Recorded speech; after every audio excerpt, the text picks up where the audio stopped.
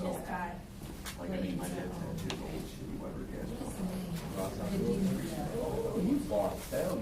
All right, folks, let's get started. Do you want the good news or the really good news first? Good news is they haven't figured out I'm dangerously unqualified for this job, so I get to teach here another day. The really good news is that because of the week off that we had for snow, we would have started on a Tuesday. So we would have had class Tuesday, Wednesday, and Thursday.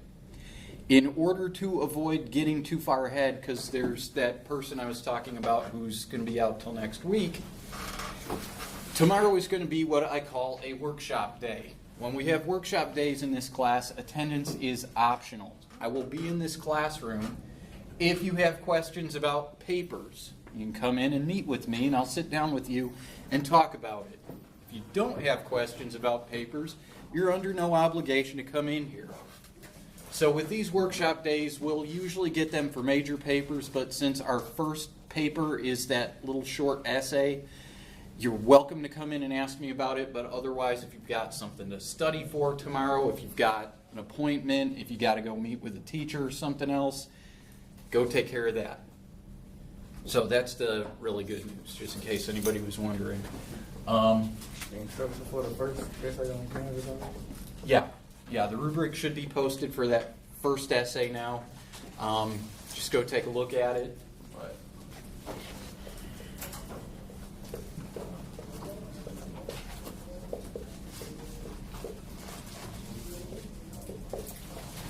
And when I get that schedule of assignments together, I will list all the workshop days for certain papers. We're going to have workshop weeks.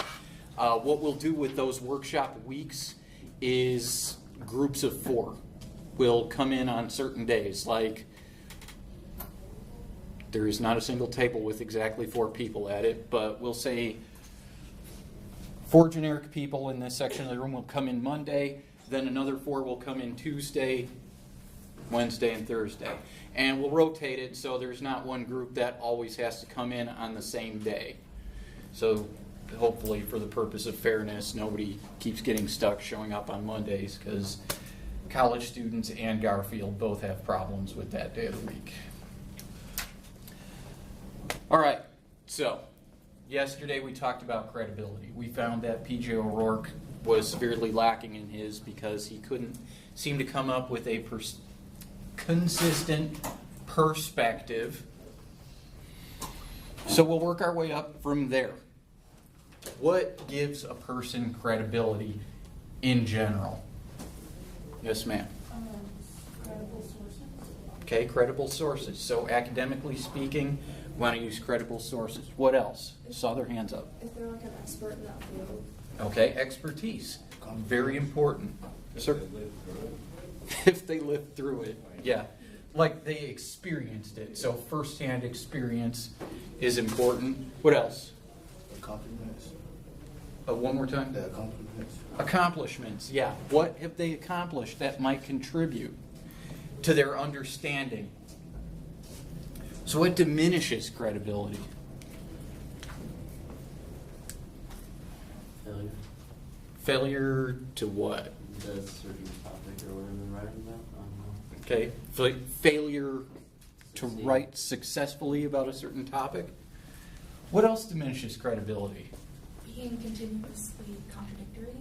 Okay, contradicting a specifically stated perspective.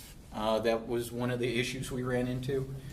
If they leave out like facts that don't agree with what they're trying to say, or like they overlook the other side of the argument. Biased reporting. Sir? Well, I was going to say, if you had an audience, if they ask you a question and you can't answer it, that's going to totally just, destroy your credibility. Shit. Yeah. I'm going to be in trouble then, because there are a lot of questions that come up where it's usually like, hold that thought, I will get back to you tomorrow when I can look up the correct information. But yeah, when you are purporting yourself to be an expert or an authority and the audience asks a question that you should have an answer for. I mean, sometimes it's not right there in terms of reference or things like that. Like if you were to ask me, say, about the school policy on attendance based on a very specific parameter. I'd have to go look that up. But if you ask me something related to English, I damn well better be able to answer it. Hopefully. I mean, there are definite exceptions to that rule. But now let's talk about academically. What diminishes somebody's credibility? Let's think about people who have... Let me take a step back and try and restate that again. Think about all the classes you've attended so far. Who were the credible teachers and what did they do? And who were the people who were not credible and what did they do to diminish their credibility? And you don't have to name names.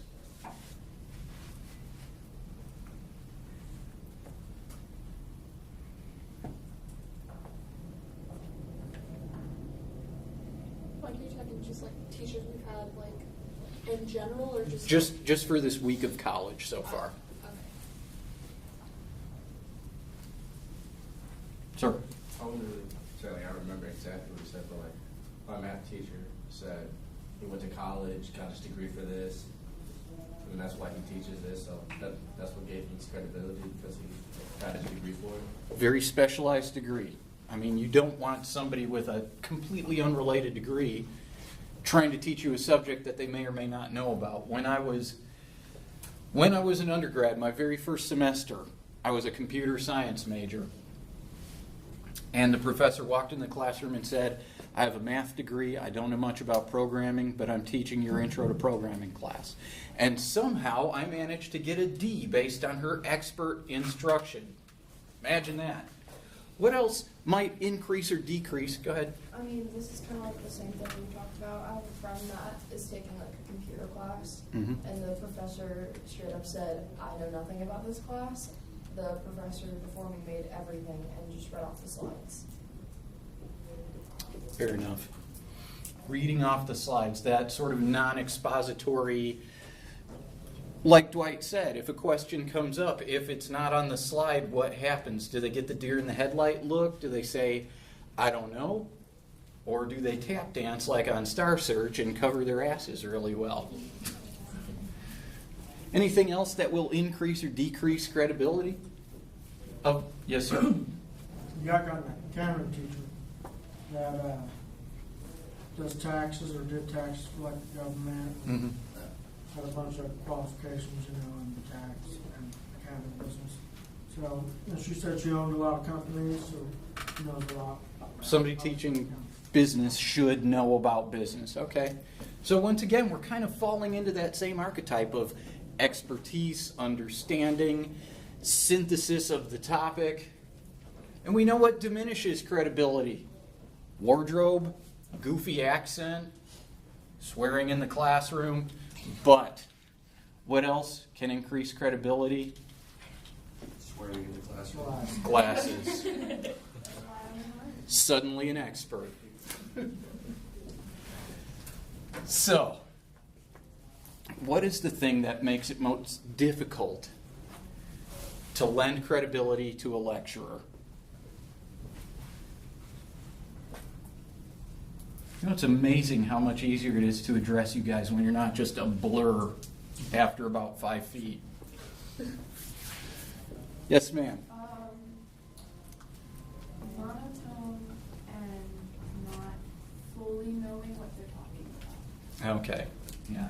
Monotonous relation of whatever they're trying to talk about.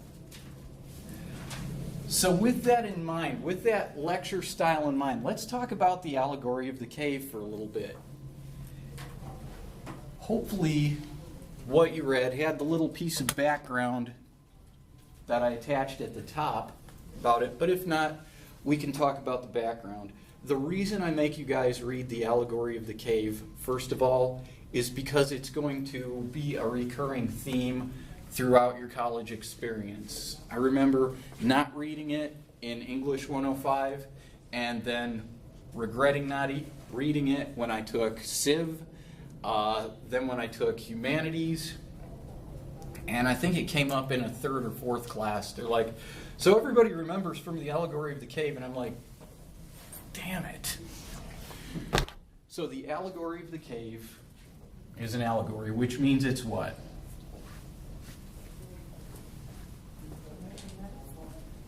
Yeah, it's essentially symbolic of something else. The allegory of the cave does not explicitly refer to a cave. The cave is in our minds, probably. So, I hope everybody here appreciates those martial arts films that came out of the Shaw Brothers studios in the 70s, where the master would show up and he would want to challenge another monastery's kung fu. Like, Toad style is immensely strong. Hopefully at least people listen to Wu-Tang Clan at some point in their lives in here. But that was the exact same thing that happened in the classical period in Greece. Rhetoric, which we're going to really hammer on, and you're going to be sick of hearing it because you'll probably hear about it in your Org-Com class too. But rhetoric was like the martial arts of the classical period. Everybody chose a style they loved, and they would follow the expert around and try and learn from that person. And they almost got these cult followings of people trying to learn their style of philosophy. Now, just for the purpose of understanding,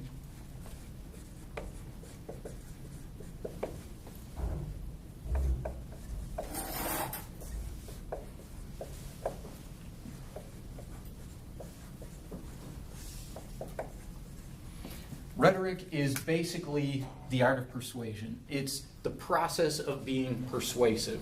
There are a lot of ways to accomplish persuasion, and we will talk about them in a general sense now, and later on in this class we'll get a little bit more specific about them. But there are 3 modes of appeal.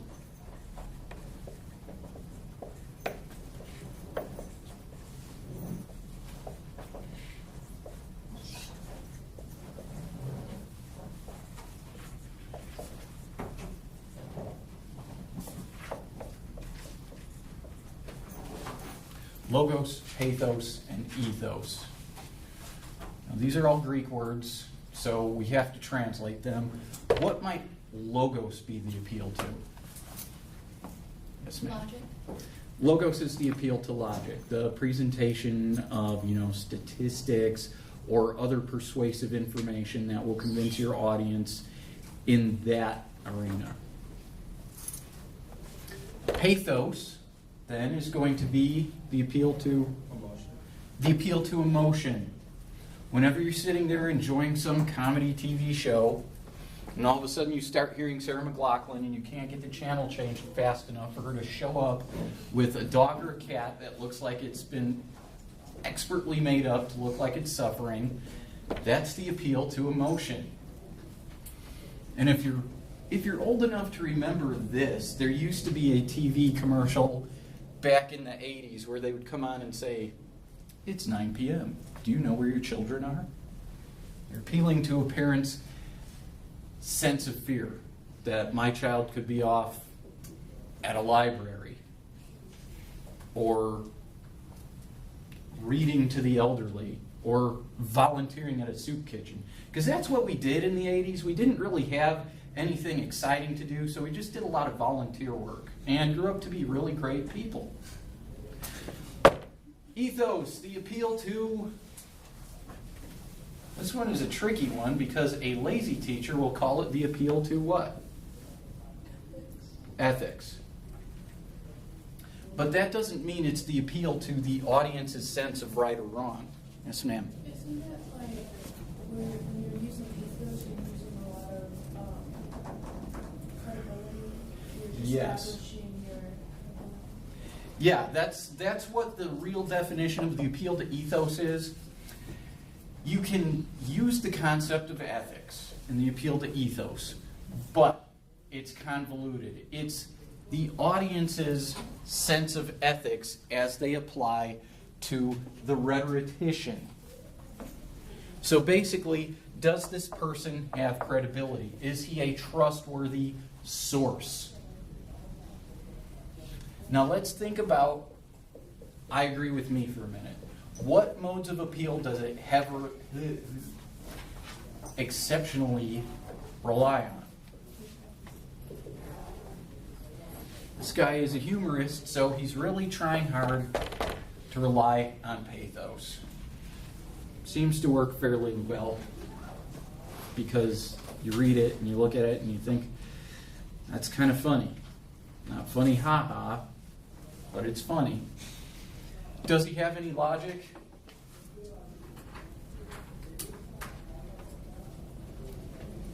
Kind of depends on how you're willing to take it. I mean, definitely you can relate to the idea that people like things that agree with them. You're not going to go out every night and force yourself to eat food that you hate any more than you're willing to tune into a radio station or TV show that's going to call you an idiot for not thinking like they think. But on the other hand, the logic may be lost. He may be preaching to the choir. Does he have any credibility, though? That was the main component of our discussion yesterday. Did he establish that he's a credible speaker? Does he have several advanced degrees in political science? No. No, he was a writer for National Lampoon. He was a humorist. If you pay attention to anything related to National Lampoon, they produced the film Animal House. They produced the film The Blues Brothers.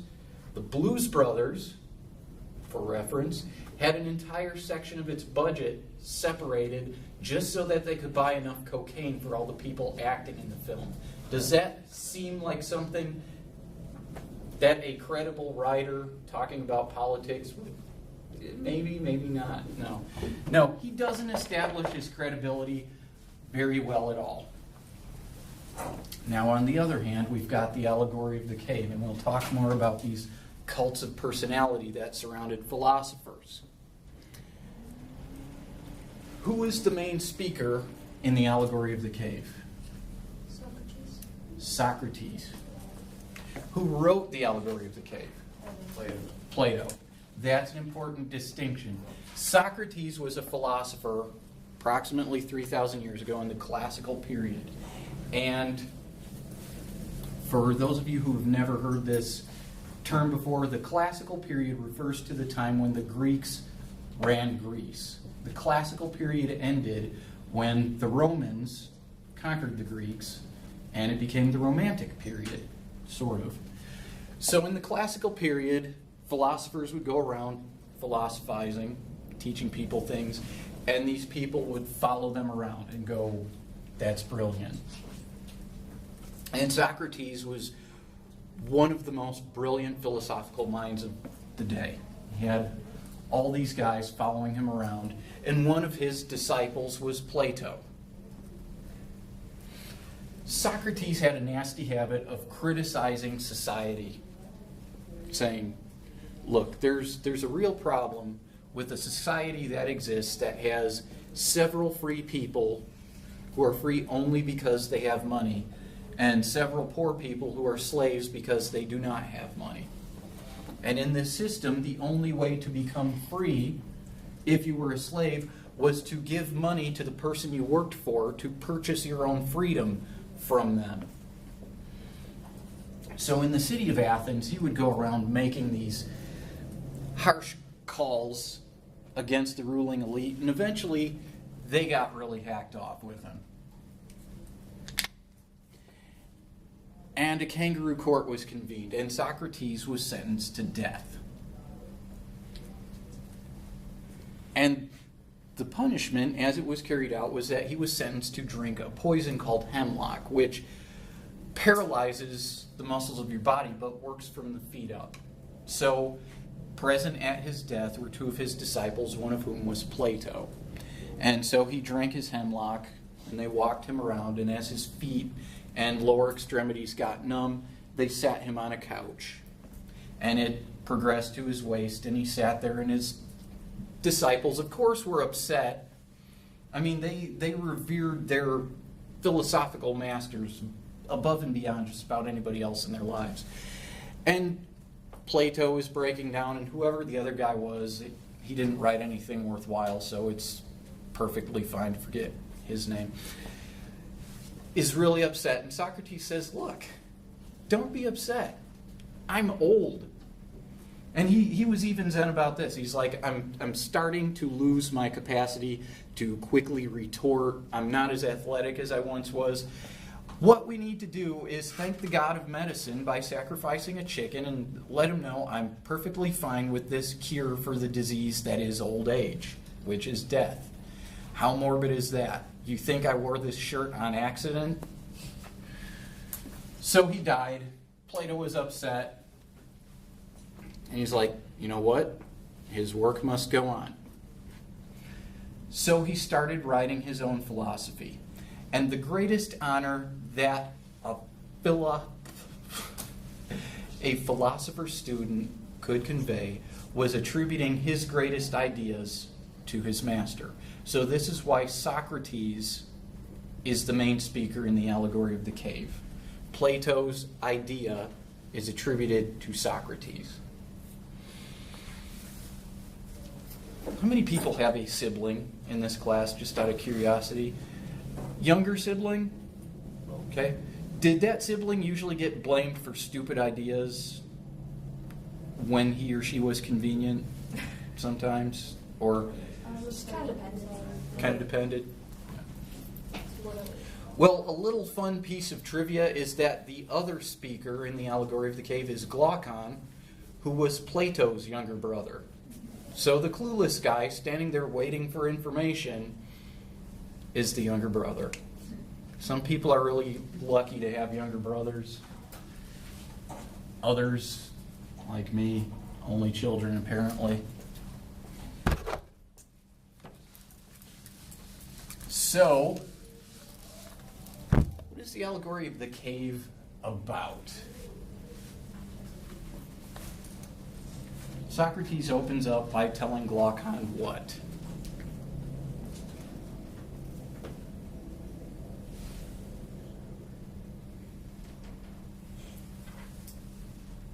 Let's pretend everyone's in a cave and they're chained up. Okay. Let's pretend everybody's in a cave and they're chained up. So,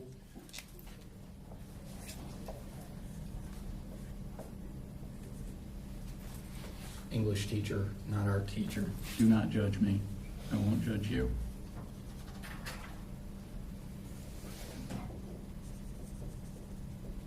So we've got people on chains. Do they have enough slack in these chains to get up and move around and dance and...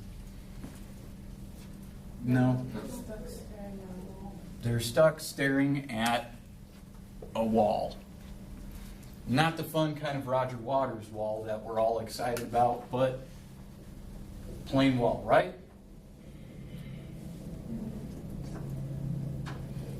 They can only look straight ahead. They can't get up and move around. They're just stuck sitting. So is this cave dark? There's a fire on the other side of the wall. Okay, on the other side, there's this fire. So we've got this dimness that's broken up by the fire, which is doing what? Casting shadows onto the wall. There are shadows being cast onto this wall.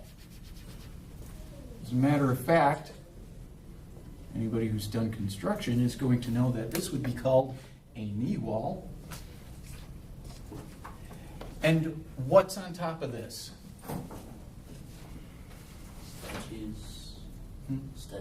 Statues and people carrying things and stuff.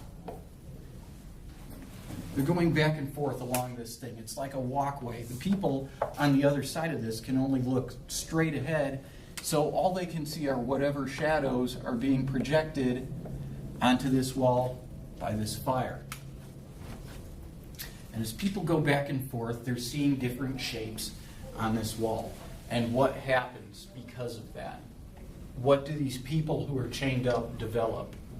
They think that the shadows are like real beings. Okay, the shadows become these people's reality. So if this guy walks by carrying a box, for instance, says something like duck,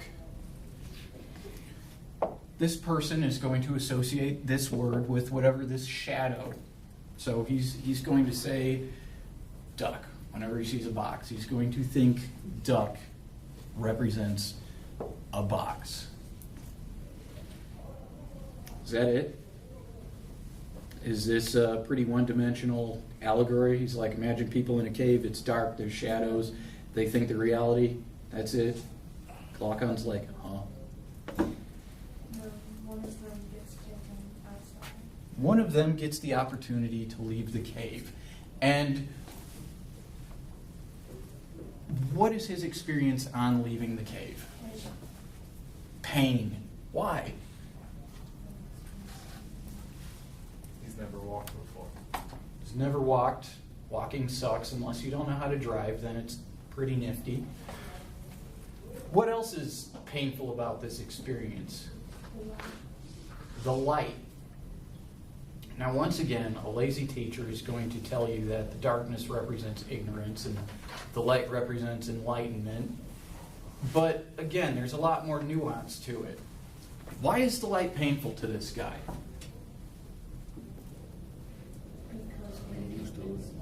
Yeah, he's not used to it. He's been stuck in this dark cave almost like every morning when you guys have to wake up and leave the dim safety of your bedrooms, step outside and the sun is actually out for once in 6 months.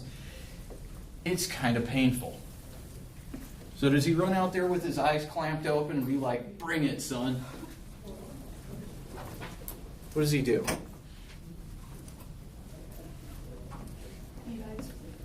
He hides from it. He doesn't go out in the sun at first. At first, Socrates makes the distinction. He eases himself into it. First, he stays in the shady, dark shadows till his eyes are accustomed enough that he can deal with the moon. Here's some science.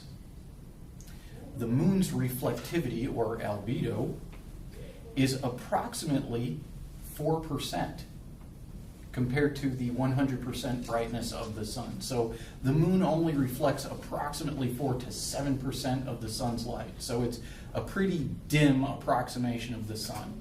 So this guy is weak. You could use a flashlight to terrorize him, steal his wallet and his car. So once he's used to the moon, he can maybe deal with dim daytime sun. He'll stay in the shade. He'll maybe look into puddles at the reflection of the sun, but it's going to take him a long time before he's used to dealing with full-on sun. Just standing out there and going, okay, this isn't so bad. As a matter of fact, we live in the Mediterranean. I think I'm going to go lay out on the beach. So he's faced with some choices now. He's stayed outside the cave long enough to start dealing with an entirely different experience. What does he get to choose now? He can choose to go back inside the cave, and he can also choose to stay outside the cave. At this point, has Socrates expressed a position on one being better or worse? No, not really. He's just presenting all the information he can to Glaucon, saying, look, consider all this stuff. Just think about it. If he goes back inside the cave, what options does he have?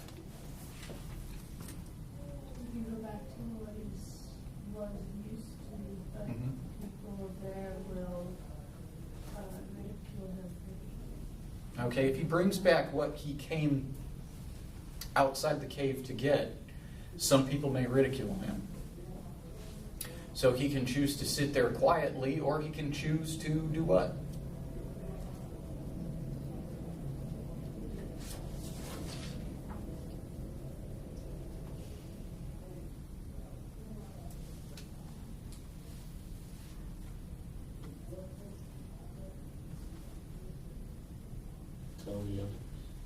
Tell the others and do what with the others?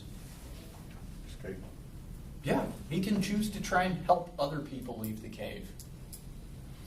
Now, the big distinction, like I was saying, the nuance here is not that this represents ignorance. It just represents reality. Outside the cave also represents reality. Reality can clash. Think about it for a minute. There are tribes that exist in South America. There are tribes of people, Aboriginals, tribes in Australia and New Zealand who have never seen modern technology. They are essentially Stone Age still. Are they wrong for hunting with bows and living off the land? Are we wrong for driving cars to reduce the distance between big cities? So are these people wrong for only understanding that this is a duck because that's all they've been told? No. No. Are people with degrees who've gone out and studied for years and years on certain topics wrong for having done that? No. I'll save you the effort of that last no. That is the distinction that Socrates is trying to get across. There is no wrong way of being, but there is one wrong attitude to have. If we parse this reading, what is the wrong attitude to have?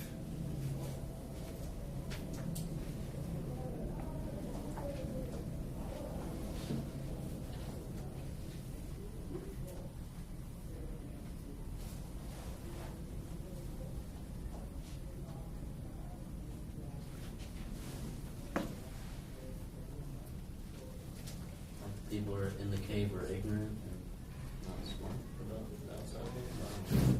To an extent, the people in the cave have a problem with somebody coming back into the cave and giving them information that they're not used to, that they don't recognize as valid because this is their only reality.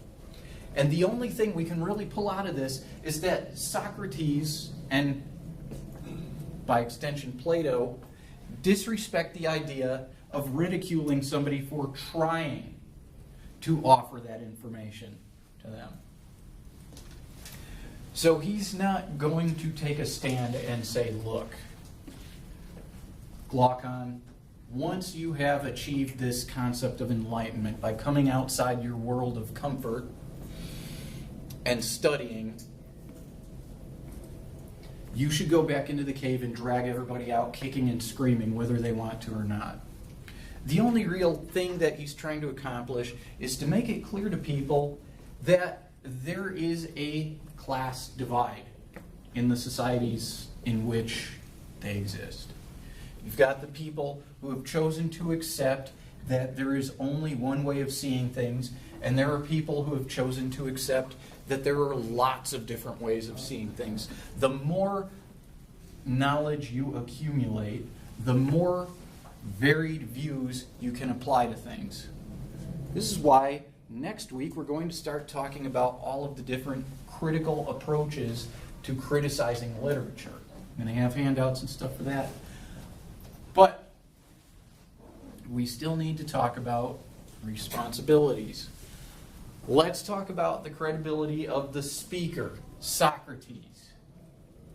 Reading through this, what did he do that lent him credibility? What did he say? What did he offer that was credible?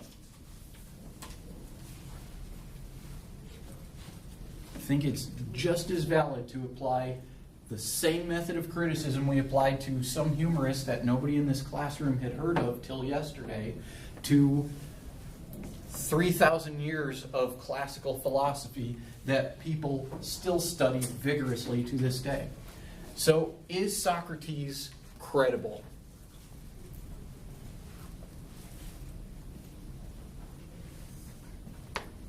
Yes. Yes, why?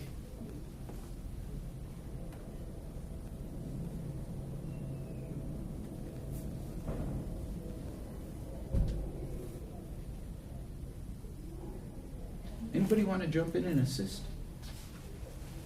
Why do we give Socrates credibility? Were you trying to talk? Did I cut you off? No, you- Okay. Anybody else want to jump in?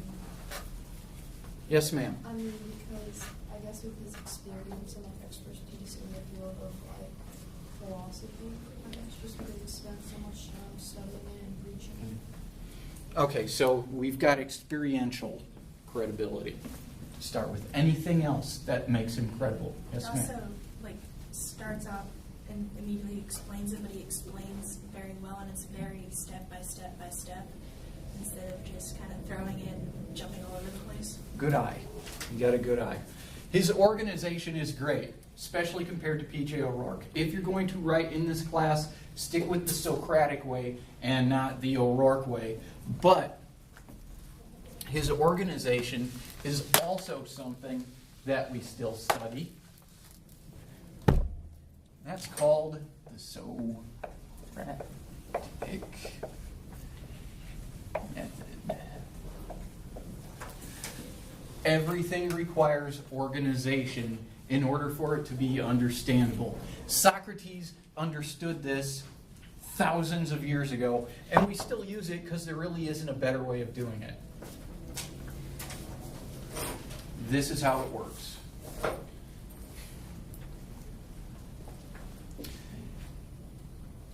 Think of that old adage. Give a man a fish and he will do what? Eat for a day. What's the better thing to do? Teach a man to fish. Teach a man to fish. And what will he do? Eat for a life. Yes. What does that say about the things we give to people without making them work for it? Yes, ma'am. I think it says that like knowledge is gonna last people longer than just like in the I just lost my train of thought, I'm sorry. That's totally okay. So basically, if you give the man a fish, he's only going to appreciate the fish as long as it lasts. If you give him the ability to get infinite fish by fishing, he's going to appreciate that the rest of his life. And for those of you who actually fish, do you appreciate fishing? Pretty sweet. Same thing with the Socratic method. I could just walk in here and tell you. The Allegory of the Cave is about the difference between one person's reality and another person's reality. And you'll go, okay, and forget it on your way out of the classroom because it's stupid and pointless and has no relation to what you're interested in. But the Socratic method breaks it down into things you already understand. This is why Socrates is asking Glaucon so many questions. It works like this. We can all understand the idea of being in the cave.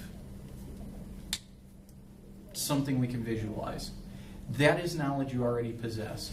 With the questions asked in the Socratic method, you use knowledge that you already possess to stitch together a better understanding of a concept that you don't understand yet.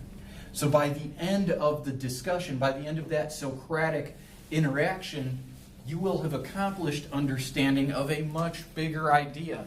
This class divide, this idea that nobody is really wrong for perceiving reality in a certain way, but you accomplish it on your own. You've done all the heavy lifting as opposed to just being told that. And that makes the lesson stick with you because you have accomplished understanding on your own terms, which is yet another layer of the reality conflict that exists in the Allegory of the Cave. It is this huge puzzle of the mind, but your understanding comes from your own understanding. And because you understand that now, you also know Kung Fu.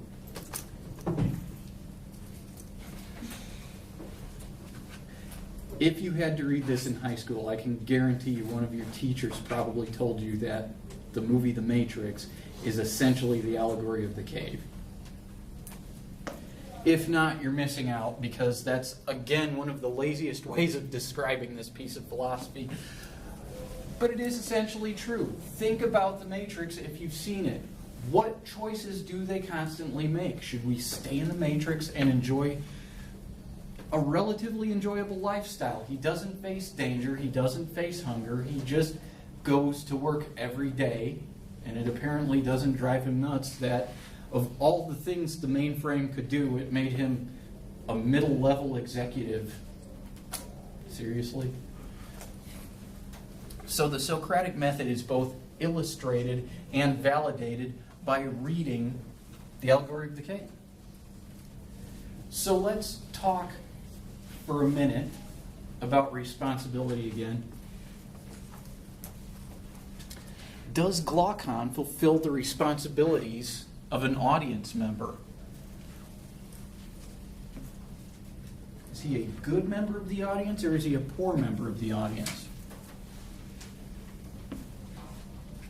He just listens to what Socrates says and accepts it. Okay. Is that a good practice for a member of an audience? Doesn't seem like it. Why not? Would you rather sit in a classroom full of Glaucons? Or would you rather sit in a classroom full of people like you?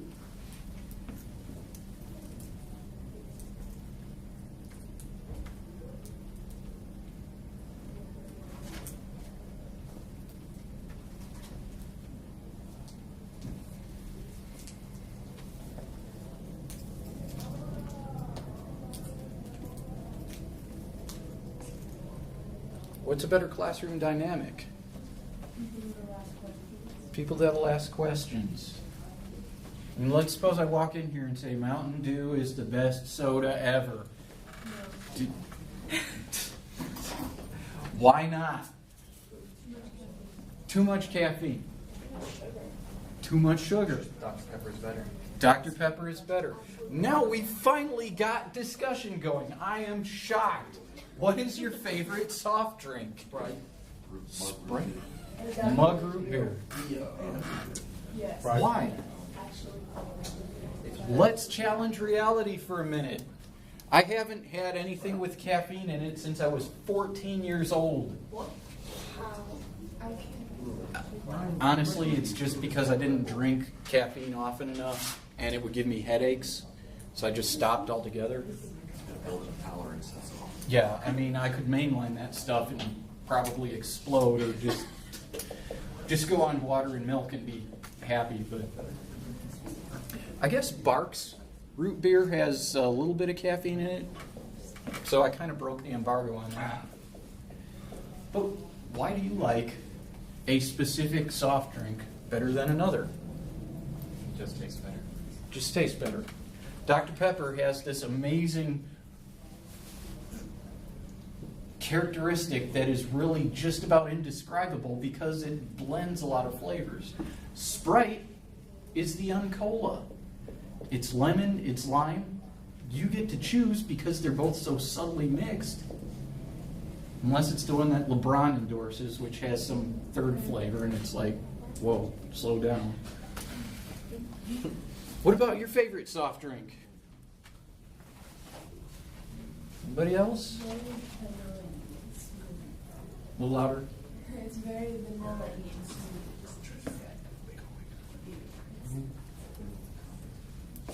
My little brother is dying to try Crystal Pepsi. what? I don't know if I can get behind that. As somebody who actually tried Crystal Pepsi, I can tell you right now, it tastes like hot garbage. It is the worst soda that ever existed in the history of mankind. And I've tried Fresca.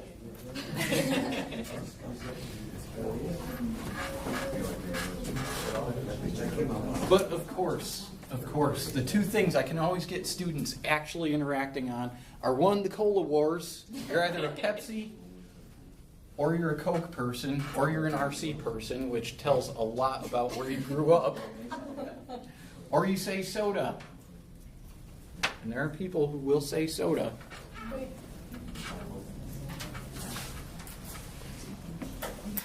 It's a tell. But the other one that I can always generate discussion on, who makes the best takeout pizza? Oh. Not Little Caesars. Well, if you only want to spend, like, I don't know, I'm so smart now. That's totally It okay. depends on how much you want to spend on it, and if you want it delivered to you. Okay, so we've got Reflex, Domino's, we've got Counterargument, Pizza Hut, we've got Analysis, we've got the third contender. Because Domino's has existed since 1958. It's time that their empire fell. But I do love their pizza and all of their other options they have now, and they They got deliver the- it all. Domino's makes good sandwiches, but their pizza is no good. Domino's just, I like their thin crust pizza. It tastes kind of like they put Yeah, they make, like, all the toppings on high crust. What kind of pizza do you guys like? Domino's? Illuminati's. Never do that. Are you from Chicago? Yeah. All right. Where at? Like, it's up north, kind of Highland Park. It's like 45 minutes away from the border of Wisconsin, but like, Do you know where Bentonville is? yeah, I'm from there. from back there. Yep. Well, I was born in Elk Grove Village, but I lived in Bentonville till I moved down Elk here. Grove is closer to them. Where I live is like 30 minutes away. Yeah. Yep. Yeah, Lou Malnati's is more like a religious experience than pizza, but see, we finally engaged in dialogue. We're really getting into the hows and whys of why this pizza is good too. Domino's is a good contender for sandwiches. Full disclosure, one of my other jobs, I work at a pizza place too, so I make pizza. I'm elbow deep in it 3 or 4 nights a week. Polly Eyes, Chestnut Street. What's it called? It's called Polly Eyes. It's a small franchise of about 20 places. I worked there when I was in high school, when I was about 16. I am not going to endorse their food. Drop in and try it yourself if you want, but Domino's will satisfy it, Polly Eyes will satisfy you, and pretty much everywhere else will too. So, next week we're going to talk about critical analysis, which will be fun because we're going to get started on our first major paper. Tomorrow is attendance optional for anybody who didn't get here while it was on the board. Email me with questions. Otherwise, I will see you sometime between tomorrow and next week. But if you